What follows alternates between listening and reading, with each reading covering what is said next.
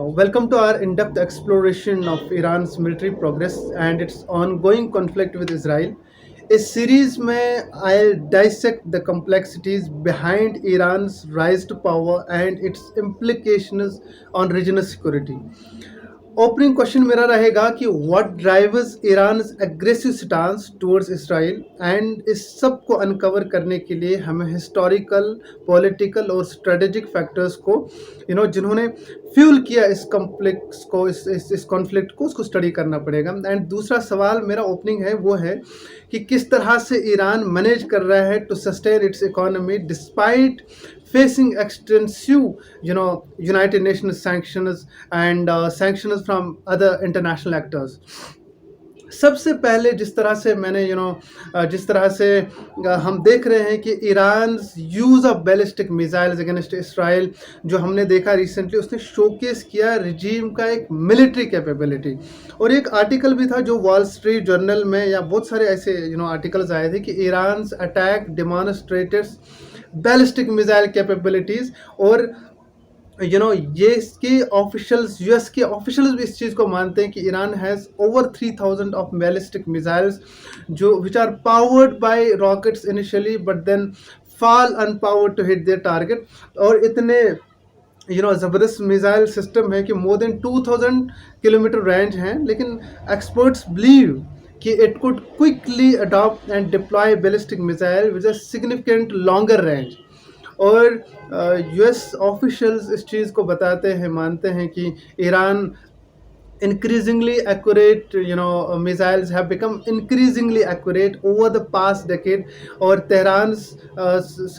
Tehran supply करता है इन weapons को टू रीजनल प्रॉक्सीज, रशिया को भी सप्लाई करने की कोशिश में है आने वाले टाइम में। ये this is what US officials से। और इस सब को जो हमने रिसेंट अटैक देखा था, इसके बाद पूरी वर्ल्ड ने देखा कि किस तरह से एक ऐसी कंट्री जिस पे 1979 से ही सैंक्शंस लगे हुए हैं और 990 सैंक्शंस इस पे आज तक लगे हुए हैं इंटरनेशनल कॉपरेशन में, इंटरनेशनल ट्रेड में, डिप्लोमेटिक लेवल पर डिप्लोमेटिक टाइज में, फिर भी इनका जो पावर है, इनकी जो कैपेबिलिटीज़ हैं मिसाइल्स की, जो एक न्यूक्लियर पावर है वो इतना स्ट्रांग है। और इस सब को थोड़ा हम अनकवर करने की कोशिश करेंगे, स्टडी करने की कोशिश करेंगे। लेकिन सबसे पहले हमें ये समझना होगा कि जियोपॉलिटिक्स को लेकर हिस्टोरिकल टाइज जो रहे हैं ईरान के इसराइल के साथ, बैक जाना पड़ेगा पहलवी डायनास्टी को। पहलवी डायनास्टी 1925 की एक डायनास्टी ईरान में थी 1925 से 1979 तक। इसके different phases, Mohammad Reza Pahlavi जो फाउंडर है पहलवी डायनास्टी, एक मिलिट्री ऑफिसर है, और उन्होंने जिस तरह से मेंटेन किया था क्लोज टाइज को 1925 से लेकर 1963 तक, 1941 तक, फिर डिफरेंट फेजेस, एक मिलिट्री ऑफिसर, फिर प्राइम मिनिस्टर बन गए, वहाँ पे अथॉरिटेरियन रूल किया। और जो उन्होंने रिलेशनशिप किया, that was largely based on the shared geopolitical interest and strategical considerations in the Middle East region। उन्होंने relations build किया था strong with other western countries including Israel। और रिज़ा शाह पहलवी के रीन में क्या हुआ कि जिस तरह मैंने बताया कि वो एक मिलिट्री ऑफिसर थे और उन्होंने इम्प्लीमेंट किए ईरान में सिग्निफिकेंट मॉडर्नाइजेशन और सेकुलराइजेशन को। दो चीज़ें, मॉडर्नाइजेशन और सेकुलराइजेशन, जो फिर आगे जाकर प्रॉब्लम बन जाती हैं, क्योंकि जब वहाँ की जो क्लर्जी थी, वहाँ की जो ट्रेडिशनल एलाइट्स थे, उलमा जो थे, इस्लामिक स्कॉलर्स थे, उन डिसेंट नहीं रखा गया, उनकी आवाज़ को सप्रेस किया गया। और फिर 1979 का रेवोल्यूशन आता है और वो रेवोल्यूशन फिर सब कुछ हम देखते हैं आज। लेकिन 1925 से लेकर 41 तक पहला फेज था जिसमें इम्प्लीमेंट किया जाता है मॉडर्नाइजेशन और सेकुलराइजेशन को। एम क्या होता है? मॉडर्नाइज किया जाए ईरान को और रिड्यूस करेंगे इन्फ्लुएंस ऑफ क्लर्जी यानी शिया उलमाज की और ट्रेडिशनल एलाइट्स को। और जो फिर ये रिज़ा शाह जो थे जिन्होंने पहलवी डायनास्टी बनाई, इन्हें सेंट्रलाइज्ड पावर किया, स्ट्रेंथन किया मिलिट्री और प्रमोट किया इकोनॉमिक डेवलपमेंट को अपनी हुकूमत में, और इंफ्रास्ट्रक्चर्स, प्रोजेक्ट्स, इंडस्ट्रियलाइजेशन की बात की और प्रोजेक्ट्स करने शुरू कर दिए। ऑथोरिटेरियन रूल था जिसने मैंने बताया कि सबके डिसेंट को सप्रेस किया, और जो फिर आगे जाकर जैसे मैंने बताया ईरान के नेशनलिज्म के लिए खतरा बन गया। लेकिन उसके बाद 1941 में आते हैं इनके बेटा मोहम्मद रिज़ा शाह के बेटा आता है मोहम्मद रिज़ा शाह 1941 में।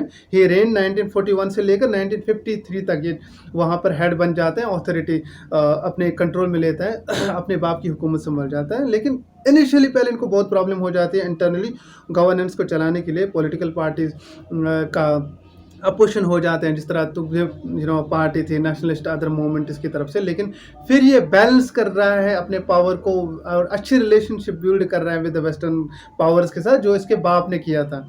और पर्टिकुलरली यूनाइटेड स्टेट्स के साथ कोशिश कर रहा है कि मेरे रिलेशन अच्छे हो यूनाइटेड किंगडम के साथ।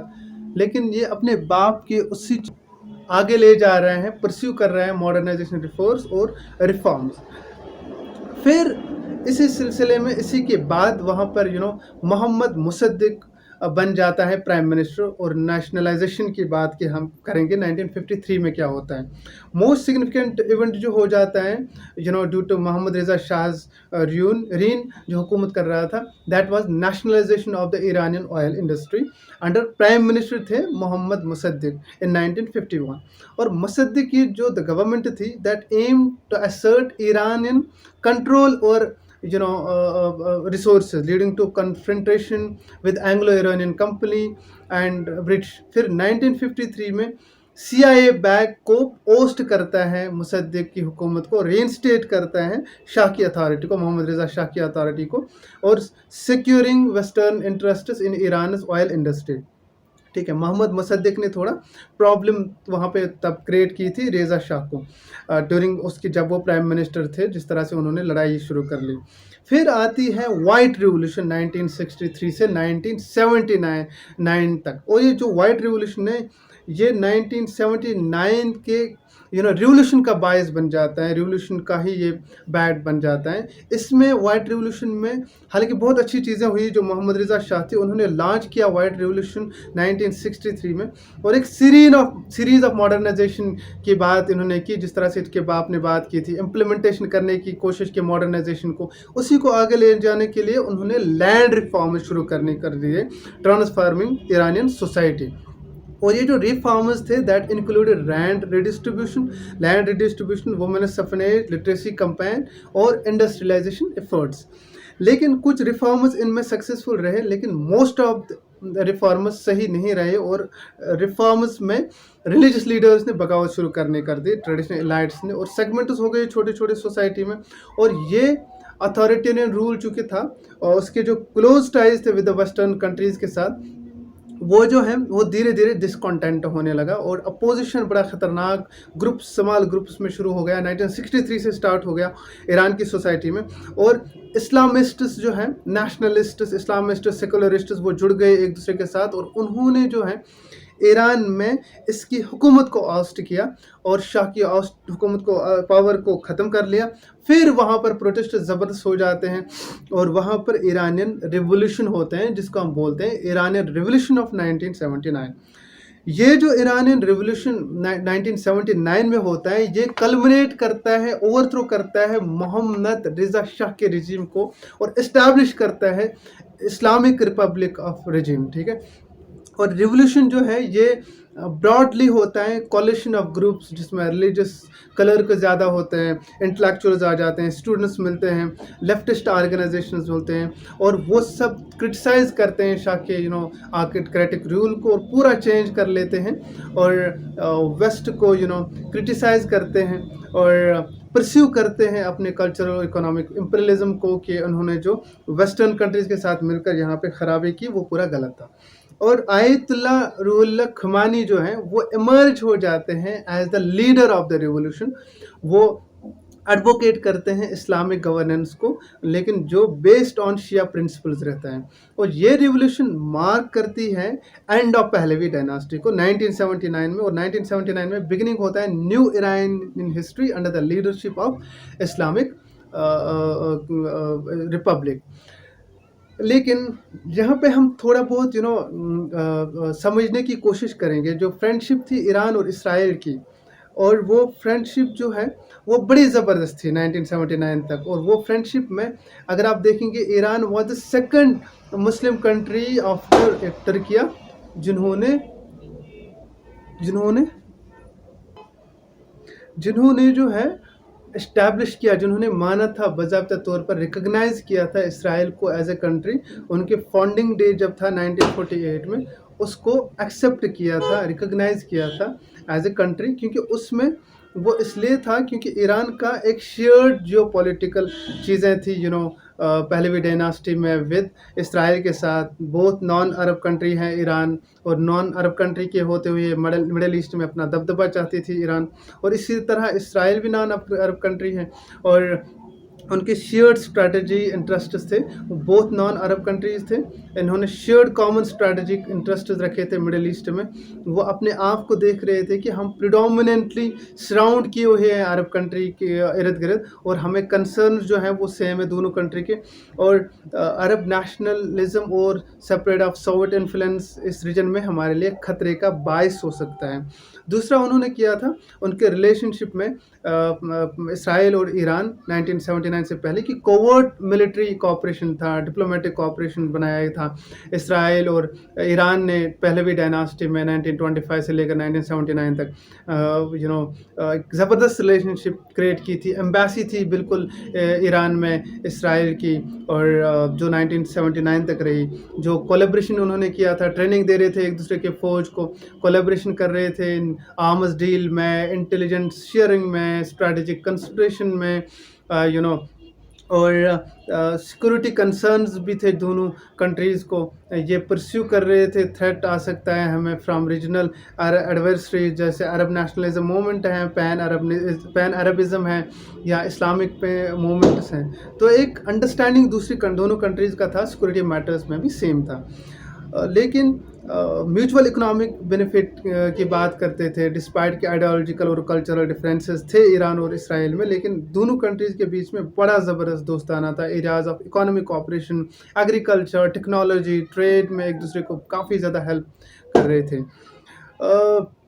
तो फिर हम थोड़ा बहुत अभी थोड़ा बहुत हम इकोनॉमिक टाइज़ जो हैं, फिर ईरान में जब 1979 के बाद जिस तरह से ईरान में जो अरब कंट्रीज़ के साथ भी उनका इश्यूज़ क्रिएट होने शुरू हो गए, और ईस्टर्न कंट्रीज़ ने भी उनको नहीं माना, उसके रिजीम को। 1979 के बाद इस्लामिक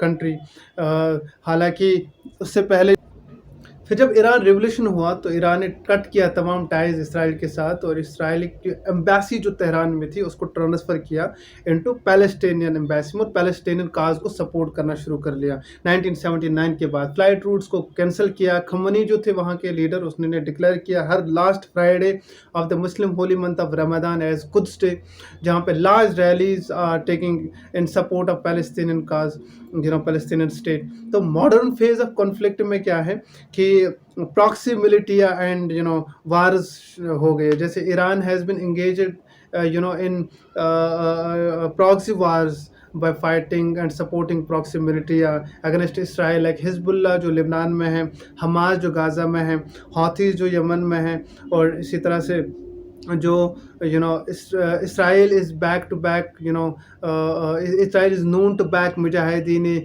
खलक MEK जिसको बोला जाता है, जो यूरोप बेस्ड ऑर्गेनाइजेशन है, सनी ऑर्गेनाइजेशन है in Iran south eastern Sistan and Baluchistan province and Kurdish armed groups based in Iraq Kurdish. फिर attack on Iranian nuclear programmes का मसला हो जाता है। वो प्राइमरी फोकस था इसराइल का, जो US स्ट्रक कंप्यूटर वायरस 2000 में हो जाता है, टारगेट करता है सेंट्रीफ्यूगल को, और यूरेनियम क्लेम करता है, जैसे यूरेनियम क्लेम कर जाता है, और अटैक्स हो जाते हैं कि ईरानी न्यूक्लियर साइंट्स पर अटैक हो जाते हैं। फिर US विड्रा करता है फ्रॉम ईरान न्यूक्लियर एग्रीमेंट को, जिसको पहले सपोर्ट करता है US, फिर एग्रीमेंट को ही डिसएग्री करता है, और 2008 में, तो फिर 2018 में अगेन, और फिर सैंक्शंस लग जाते हैं ईरान पर, और ईरान बोल रहा है कि हम न्यूक्लियर वेपन्स नहीं बना रहे हैं, न्यूक्लियर वेपन्स पे काम नहीं कर रहे हैं, लेकिन बताया जाता है कि इंटरनली ईरान न्यूक्लियर प्रोग्राम काफ़ी ज़ोर शोर से आगे ले जा रहे हैं। लेकिन फिर जो 1979 के बाद जो मसले हो गए, और अब रिसेंटली जो अटैक हैं, ये एक खतरा बास हो सकता है मिडिल ईस्ट में, और ईरान ने जिस तरह से फिर टोटली टाइज टाइज़ ख़त्म कर लिए इसराइल के साथ, फिर टेंशन्स राइज़ हो गई और जिस तरह से मैंने बोला कि प्रॉक्सी वार्स प्ले होने शुरू कर दिए बोथ कंट्रीज़ एक दूसरे के खिलाफ। और अभी जो रीसेंट अटैक है जो ईरान ने किया, वो माना जाता है कि मिडल ईस्ट में एक पावरफुल अटैक था। और डिस्पाइट कि इंटरसेप्ट इसराइल बोलता है कि हमने इंटरसेप्ट्स किए 99% ऑफ जो ड्रोन्स थे, जो मिसाइल्स थे। लेकिन ईरान का जो पावरफुल जो टैक्टिम है वो पूरी दुनिया ने देखा, और इसराइल जैसे मुल्क ने भी देखा कि किस तरह से एक कंट्री जिस पे इतने सैंक्शंस लगे हुए हैं और फिर भी उसका इतना ज़्यादा एक मिसाइल प्रोग्राम है और इतना बड़ा ख़तरनाक तरीके से वो उस चीज़ को धमकियों के साथ आगे बढ़ा रहा है।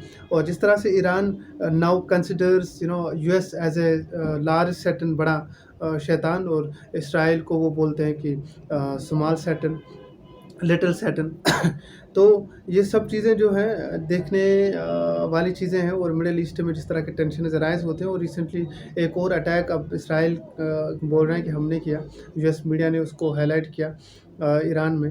और ये सब चीज़ें ये इस तरह की प्रेडिक्शंस कर रहे हैं कि थर्ड वर्ल्ड वार के ओर ले जाने का एक बायस बन सकता है। और जिस तरह से चाइना और रशिया अब खुल के सपोर्ट कर रहा है फ़लस्तीन को या इसराइल को, अब नॉर्थ कोरिया भी सपोर्ट कर रहा है। और उस तरह से लग रहा है कि कहीं न कहीं यूएस और इसराइल और यूएस के एलाइज़ जो हैं वो भी कहीं न कहीं इस चीज़ के लिए तैयार बैठे हुए हैं। और सपोर्ट भी रहा इस यूएस की तरफ से इसराइल को, और यूएस जो है लेकिन ये भी स्टेटमेंट दे रहा है कि हम लोग इन सब चीज़ों के खिलाफ़ हैं। लेकिन अब देखना ये है कि ऊँट किस करोड़ बैठता है और आगे क्या हो जाता है। थोड़ा बहुत मैंने आपको बता दिया कि कैसे ये फ्रॉम फ्रेंड्स टू फो बन जाते हैं दोनों मुल्क। और 1948 में जब इसराइल बनता है तो उसको सपोर्ट करने वाली सबसे पहली कंट्री ईरान बन जाती है, और टर्किया बन जाता है। और उसके बाद 1979 के बाद किस तरह से पूरा शिफ्ट हो जाता है, चेंज हो जाते हैं फेजेज़ में। और अभी जो है ये सिलसिला कब तक रहेगा और क्या आगे होगा वो देखने की ज़रूरत है। Thank you.